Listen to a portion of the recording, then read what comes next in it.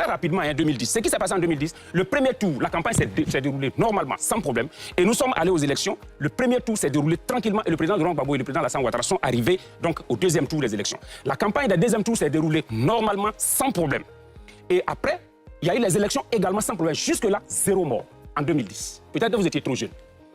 Et puis, la CEI a commencé la proclamation des résultats. Tout le monde a vu. Et c'est devant les caméras du monde entier que le vice-président de la CEI, représentant du Front populaire ivoirien du président Laurent Gbagbo, a déchiré les PV devant tout le monde. Là encore, il n'y avait pas encore eu de mort. Mais le fait d'avoir déchiré, quand ils ont fini de déchirer, qu'est-ce qu'ils ont fait? C'est un gros détachement militaire qui avait été détaché donc, au siège de la CEI. Et après ça, on a demandé à la presse de débarquer. On a demandé à la presse de quitter. Quand la presse est partie, dans les 24 heures qui ont suivi, peut-être que vous ne vous en rappelez pas, mais un arrêté avait été pris pour dessaisir la CEI de ses compétences. Vous vous rappelez ça?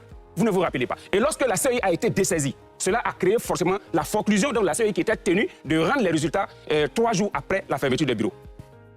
Quand cela a été fait, quand la CEI a été dessaisie de ses compétences, c'est après ça que le président Laurent Gbagbo a été proclamé vainqueur avec 51%. Et c'est longtemps après que le président de ce conseil constitutionnel, Yao Paul Ndé, viendra nous dire qu'ils avaient été possédés par un diable.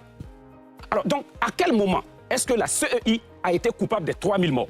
Parce que lorsqu'ils ont proclamé les 51% de victoire pour le président Alassane Gbagbo et Alassane Ouattara, il a fallu donc maintenant qu'ils soient rattrapés par la communauté internationale et le certificateur qui a dit que même si on prenait en compte les revendications du Front populaire ivoirien d'alors, Alassane Ouattara resterait toujours vainqueur de ces élections. À quel moment, dites-moi si quand vous aurez encore votre tour de parole, dites-moi à quel moment la CEI s'est rendue coupable des 3000 morts. Bon. Donc vraiment, il faut qu'on se ressaisisse. Très bien. Allez, je vais m'arrêter. Très bien, merci.